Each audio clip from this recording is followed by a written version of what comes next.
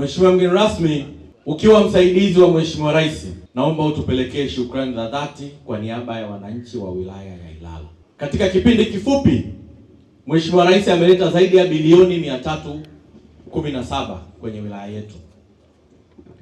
Kwenye eneo la afya, ambaye wewe pia ni sehemu yake, Mheshimiwa Rais ameleta zaidi ya bilioni 117. Katika hiyo nilikuonyesha pale ofisini kituo cha afya cha zaidi ya bilioni 7.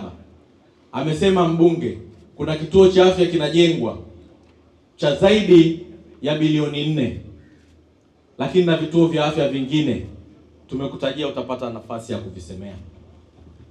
Kwenye eneo la elimu msingi ni zaidi ya bilioni 20 amezileta. Kwenye elimu sekondari zaidi ya bilioni 34-36 Mheshimiwa Rais ameleta kwetu. Sisi wana Ilala tunaona ameendelea kutupendelea.